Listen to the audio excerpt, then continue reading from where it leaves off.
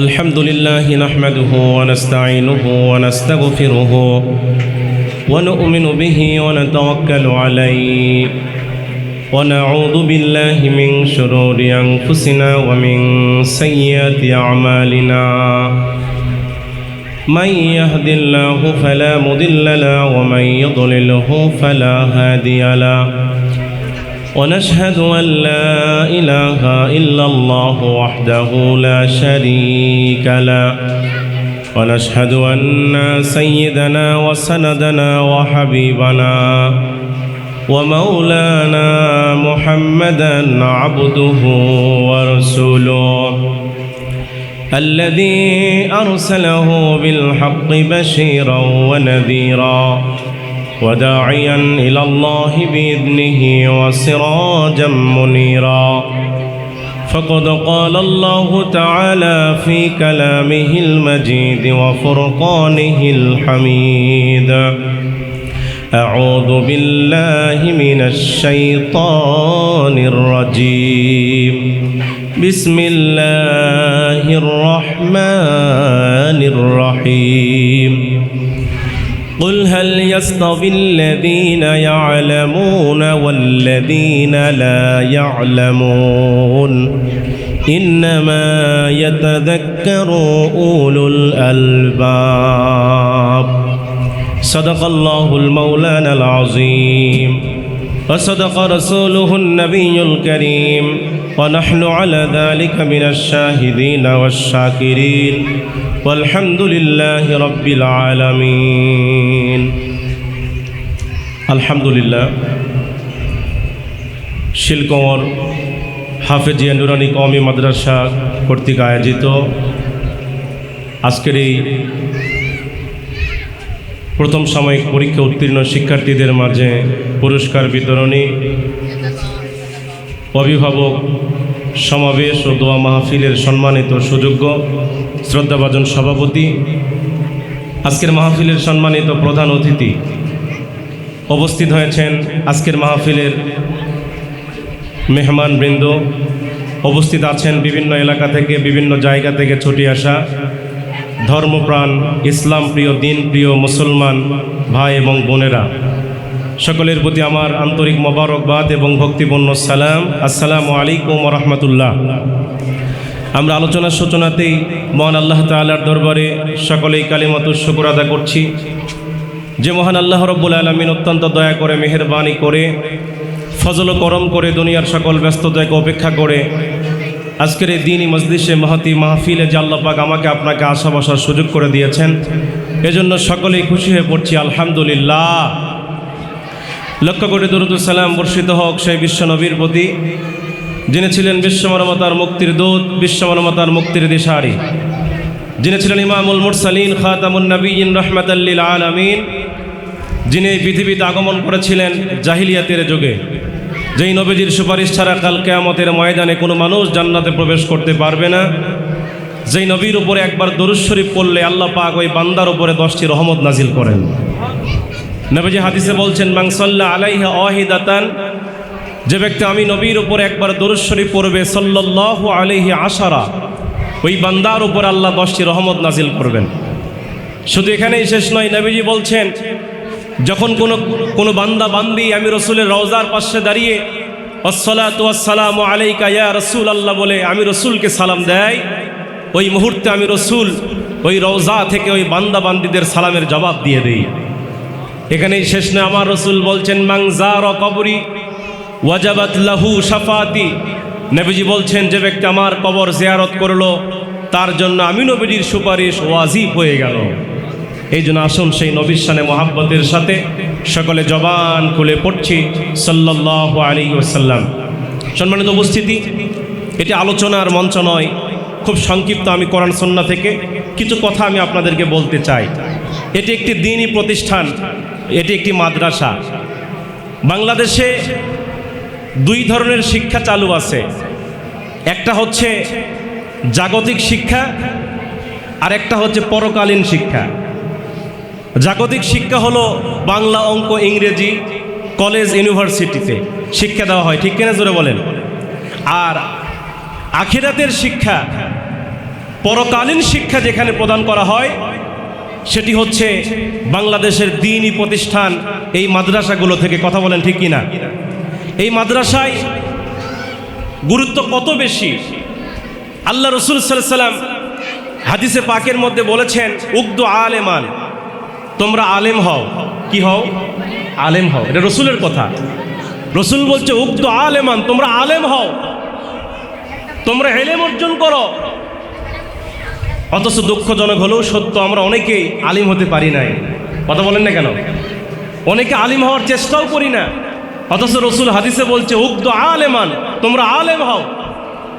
নবীজি বললেন, যদি আলিম হতে না পারো আও মুতাআল্লিমান, তাহলে আলিমের ছাত্র হও। আলিমের কি হও?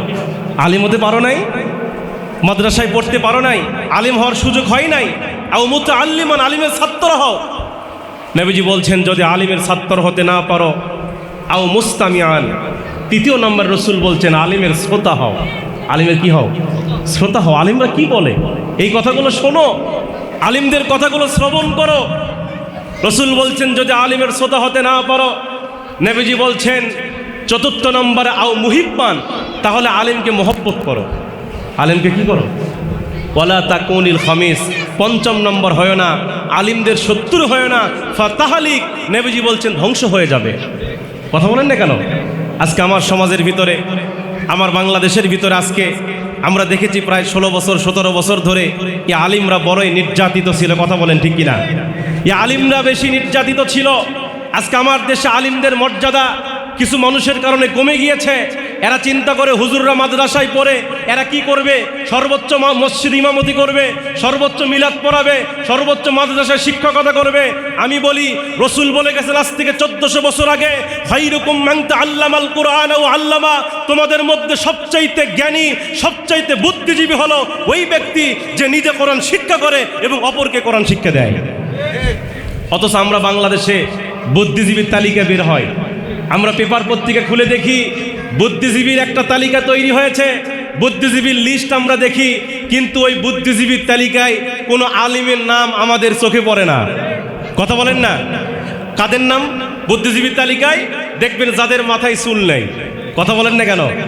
বুদ্ধিজীবীর তালিকায় কোনো আলিমের নাম আমরা পাই না। অথচ পেপারটা উল্টায়া, যখন উল্টা পৃষ্ঠে যখন আমরা পেপারটা পড়তে লাগি, তখন আমরা দেখতে পাই সমস্ত নাম হলো আলিমের, কিন্তু উপরে হেডলাইনে লেখা আছে জিএমবি। কিসের তালিকা? আলিমের নাম। কথা বল না আপনারা? জিএমবির তালিকায় হলো আলিমের নাম, আর বুদ্ধিজীবীর তালিকায় হলো টাকলাদের নাম। অথচ রসুল বলছেন খায়রুকুম মান তাআল্লামাল কুরআন ওয়া আল্লামা, তোমাদের মধ্যে সবচাইতে জ্ঞানী হলো ওই ব্যক্তি যে নিজে কোরআন শিক্ষা করে এবং অপরকে শিক্ষা। আপনি কি মনে করেছেন একটা সন্তান হাফেজ হয়েছে, 30 পারা কোরআন হেফজ করেছে, এর মর্যাদা?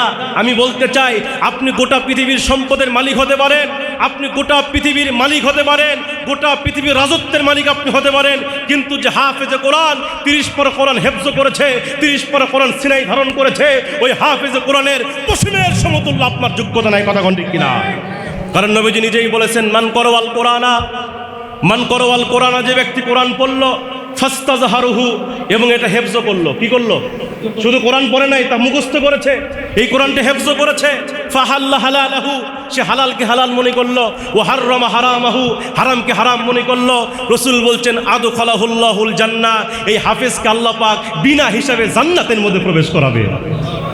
রসুল বলছেন, হাদিস এখানেই শেষ নয়, হাদিসের ইবারত এখানেই শেষ নয়। রসুল বলছেন ওয়াশাফাহু ফি আশরাতিন মিন আহলিহি বাইতিহি কদ ওয়াজাবাত লাহুন নার।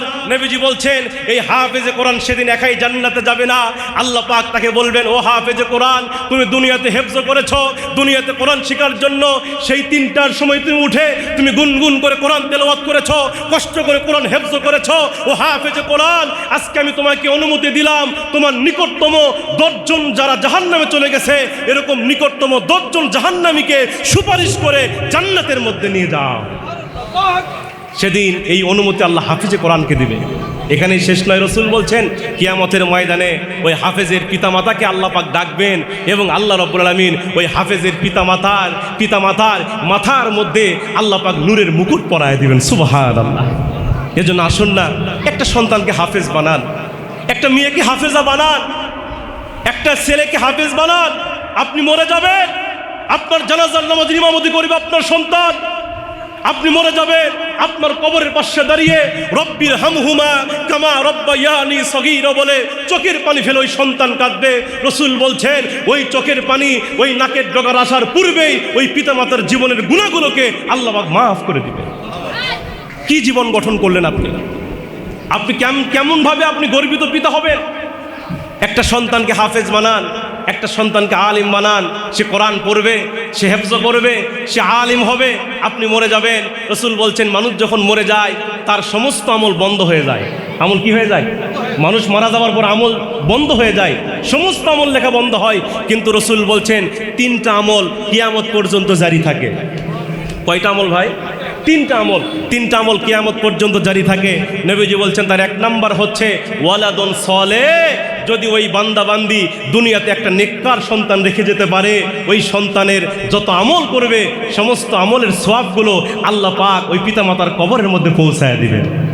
এজন্য আর সন্তানকে আলেম বানাতে পারবেন তো ইনশাল্লাহ। এখানে আমি শুনেছি নুরানি চালু আছে, অনেকে এরকম চিন্তা করছেন যে ছেলে মেয়েকে নুরানিতে দিলাম, ক্লাস 3 পর্যন্ত পড়লো, তাকে আমি আবার প্রাইমারিতে বা অন্য কোথাও দিলাম। না, আপনি চেষ্টা করেন। নুরানি শেষ হয়েছে, সে তো হাফেজ হয় নাই। হাফেজ হয়েছে? নুরানি বললে কি একজন ছাত্র কি হাফেজ হয়? হাফেজ হয় না। শুধুমাত্র হয়তো বা 40টা হাদিস শিখে বা কিছু মাসনুন দোয়া শিখে, কোরআন দেখে দেখে হয়তো বা নাজারা তেলাওয়াত করা শিখে, কিন্তু সে কিন্তু হাফেজ। আপনি নিয়ত করেন সন্তানকে নুরানি পাশ করার পরে আমি তাকে হেফজখানায় দিব, আবার শিখে পড়ুক, সে হাফেজ হবে। হাফেজ হওয়ার পরে আবার সে কিতাব লাইনে দাওরা পাশ করবে, আবার সে ইফতা করে মুফতি হবে। আমি তো মনে করি একজন সন্তান যদি হাফেজ হয়, আলিম হয়, মুফতি হয়, ওই গ্রামের মধ্যে ওই পিতামাতার মাথা সবচাইতে উঁচু থাকে। কথা বলেন না কেন? এই জন্য আসুন না, আপনারা সিদ্ধান্ত নেন আপনাদের সন্তানকে আপনি হাফেজ বানাবেন, সন্তানকে আলিম বানাবেন। কারণ আল্লাহ পাক রব্বুল আলামিন তিনি নিজেই কোরআনে বলছেন, ইলমের ব্যাপারে আল্লাহ বলছেন কুল হাল ইয়াস্তাবিল্লাযীনা ইয়ালামুনা ওয়াল্লাযীনা লা ইয়ালামুন। আল্লাহ পাক রব্বুল আলামিন নবীকে লক্ষ্য করে বলছেন, নবী হে আপনি বলে দেন যারা কোরআনের জ্ঞান অর্জন করেছে আর যারা কোরআনের জ্ঞান অর্জন করে নাই তারা কি দুইজন কি সমান? জোরে কোন, তারা কি সমান? যে মাদ্রাসায় পড়েছে, মাদ্রাসায় পড়ে আলিম হয়েছে, আর যে মাদ্রাসায় পড়ে নাই, এরা দুইজন কি সমান? এ কথা বলেন না কেন আপনারা? এরা দুইজন কি সমান? সমান হতে পারে না। দেখবেন মাদ্রাসায় পড়ে না এমন সন্তান আছে, ও ভার্সিটিতে পড়াইছে, ওই বড় হয় ডাল খাওয়ার মাস্টার হয়। কথা কি ভুল বলতেছি? এমনও সন্তান, কোন সন্তান বাবাকে হত্যা করে? এই বাংলাদেশে এমন নজির আমরা দেখি নাই। কোন হাফেজ, কোন আলেম তার সন্তান পিতামাতাকে বৃদ্ধ বয়সে বৃদ্ধাশ্রমে রেখে এসেছে। কথা বলেন না কেন? বৃদ্ধাশ্রমে যেই পিতামাতাগুলো আছে দেখবেন তাদের সন্তান বড় বড় চাকরিজীবী। কথা বলেন না কেন? বড় বড় বিসিএস ক্যাডার। এরকম নজির আমরা দেখেছি। আপনারা দেখেছেন গত কয়েক বছর আগে বাংলাদেশে একটা হত্যাকাণ্ড হয়েছে, নিজের মেয়ে তার বাবাকে হত্যা করেছে। সেই মেয়েটার নাম কি ছিল? ঐশী। কথা বলেন না কেন? এই ঐশী কেন তার বাবাকে হত্যা করলো? আমরা রিসার্চ গবেষণা করে দেখলাম এই ঐশীর মধ্যে কোনো ধার্মিক শিক্ষা ছিল না, মাদ্রাসার কোনো শিক্ষা ছিল না। কথা বলেন ঠিক কিনা? এই মাদ্রাসার শিক্ষা না থাকার কারণে এই যে গত কয়েকদিন আগে নিজের বাবাকে হত্যা করে সেটা আবার লাইভের মাধ্যমে কি দেখাচ্ছে? আপনি কি পারবেন? একজন হাফেজ কি পারবে? একজন আলেম কি পারবে? একজন আলেম তার বাবার সামনে উচ্চস্বরে কথা বলতে ভয় পায়। কথা বলে ঠিক কিনা? কারণ নবীজি হাদিসে বলেছেন হুমা জান্নাতুকা ওয়া নারুকা, তোমার বাবা মা তোমার জন্য জান্নাত, তোমার বাবা মা তোমার জন্য জাহান্নাম। আল জান্নাতু তাহতা আকদামিল উম্মাহাত, নবীজি বলেছেন তোমার মায়ের পায়ের নিচেই তোমার জান্নাত। সুবহানাল্লাহ। এজন্য যারা কোরআন জ্ঞান অর্জন করেছে আর যারা অর্জন করে নাই তারা কি সমান? সমান নয়। পর আল্লাহ বলছেন ইন্নামা ইয়াতাযাক্কারু উলুল আলবাব, আর জ্ঞানী ব্যক্তিরাই আল্লাহর এই উপদেশগুলো কি করে? গ্রহণ করে। এই পৃথিবীর জমিনে আল্লাহকে ভয় করে কে? আল্লাহ পাক সূরা ফাতিরের 28 নম্বর আয়াতে আল্লাহ বলছেন ইন্নামা ইয়াখশাল্লাহু মিন ইবাদিহিল উলামা। এই আল্লাহর এই পৃথিবীর এই জমিনের মধ্যে বান্দাগণের মধ্যে সবচাইতে আল্লাহকে বেশি ভয় করে আলিম ওলামা। কথা বলেন ঠিক কিনা? এজন্য আসুন না, আজকের এই মাহফিল থেকে, আজকের এই প্রোগ্রাম থেকে আমি আপনাদের উদারত আহ্বান জানাবো, পায়ে হাত দিয়ে বলছি, একটা সন্তানকে হাফেজ আলিম বানান, এই সন্তানের দিকে নেক নজর দেন, একে মাদ্রাসায় পড়ান। দেখবেন আপনি দুনিয়াতেও সফল হবেন, আখিরাতেও সফল হবেন। মাদ্রাসায় দিবেন তো ইনশাল্লাহ?